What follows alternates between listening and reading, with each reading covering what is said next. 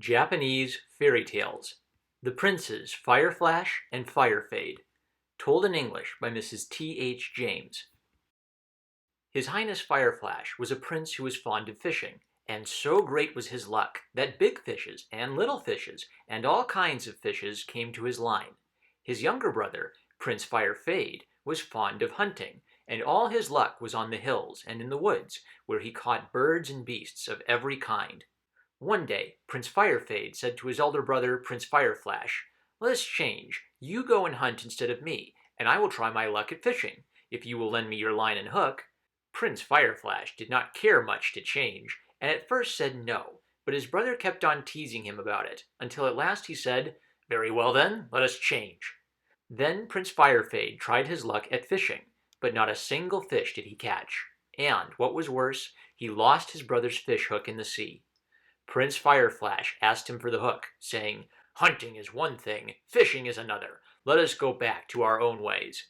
Then said Prince Firefade, "I did not catch a single fish with your hook, and at last I lost it in the sea." But Prince Fireflash said, "I must and shall have my fish hook."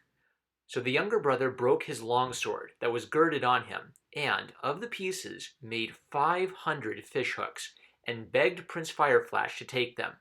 But he would not. Then Prince Firefade made 1,000 fish hooks, and said, "Please take them instead of the one which I lost." But the elder brother said, "No, I must have my own hook, and I will not take any other." Then Prince Firefade was very sorry, and sat down by the seashore, crying bitterly. By and by, the wise old man of the sea came to him, and asked, "Why are you crying so bitterly, Prince Firefade?" Firefade told him all the story of the lost fish hook, and how that his brother was angry, still saying that he must have that very same hook and no other. Then the wise old man of the sea built a stout little boat, and made Prince Firefade sit in it. Having pushed it a little from the land, he said, "Now go on for some time in the boat. It will be very pleasant, for the sea is calm. Soon you will come to a palace built like fishes' scales. This is the palace of the Sea King. When you reach the gate, you will see a fine cassia tree growing above the well by the side of the gate. If you will sit on the top of that tree, the Sea King's daughter will see you and tell you what to do." So Prince Firefade did as he was told, and everything came to pass just as the wise old man of the sea had told him. As soon as he was come to the Sea King's palace, he made haste and climbed up into the cassia tree, and sat there. Then came the maidens of the Princess Pearl, the Sea King's daughter, carrying golden water pots. They were just going to draw water, when they saw a flood of light upon the well. They looked up, and there in the cassia tree was a beautiful young man. Prince Firefade saw the maidens, and asked for some water. The maidens drew some, and put it in a golden cup, and gave him to drink. Without tasting the water, the prince took the jewel that hung at his neck, put it between his lips, and let it drop into the golden cup. It stuck to the cup, so that the maidens could not take it off. So they brought the cup, with the jewel on it, to the Princess Pearl. When she saw the jewel, the princess asked her maidens, "Is there anyone inside the gate?" So the maidens answered, "There is someone sitting on top of the cassia tree, above our well. It is a beautiful young man, more beautiful even than our king. He asked for water, and we gave him some. But, without drinking it, he dropped this jewel from his lips into the cup, and we have brought it to you." Then Princess Pearl, thinking this very strange, went out to look. She was delighted at the sight, but not giving the prince time to take more than one little peep at her, she ran to tell her father, saying, "Father, there is a beautiful person at our gate." Then the Sea King himself went out to look. When he saw the young man on the top of the tree, he knew that it must be Prince Firefade.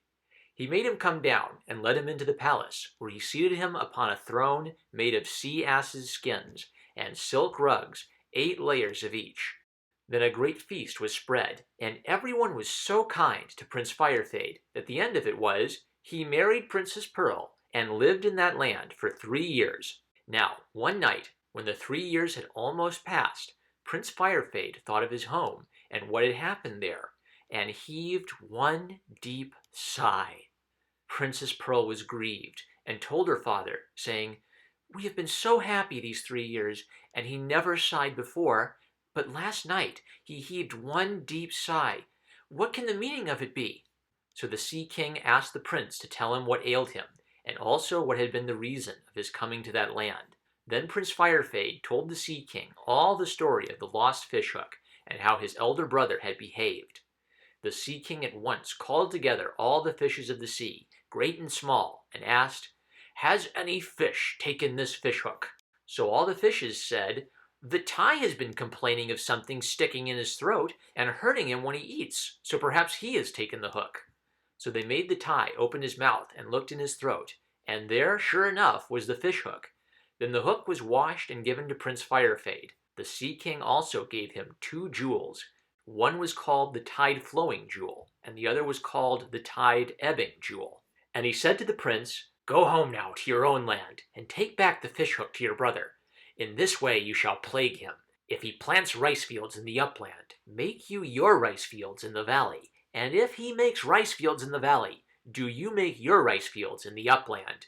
I will rule the water, so that it may do good to you, but harm to him.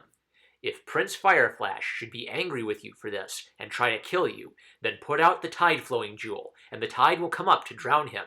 But if he is sorry and asks pardon, then put out the tide-ebbing jewel, and the tide will go back and let him live."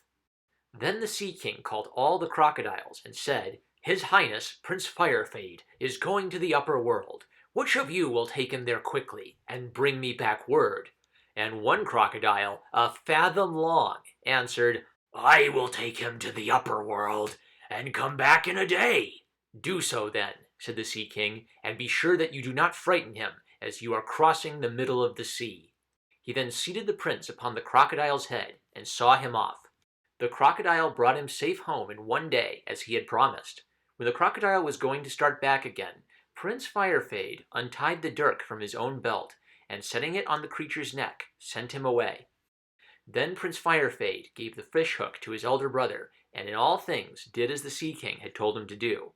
So from that time, Prince Fireflash became poor, and came with great fury to kill his brother. But, just in time, Prince Firefade pulled forth the tide-flowing jewel to drown him. When he found himself in such danger, Prince Fireflash said he was sorry. So his brother put forth the tide-ebbing jewel to save him. When he had been plagued in this way for a long time, he bowed his head, saying, "From this time forth I submit to you, my younger brother. I will be your guard by day and by night, and in all things serve you." His struggles in the water, when he thought he was drowning, are shown at the Emperor's court, even to this very day. The end. Let me know what you think of this story in the comment section below. If you like this channel, you can support what I do by subscribing, clicking the bell to receive notifications, and by visiting my Patreon. Thanks to all my patrons on Patreon, whose work supports this channel.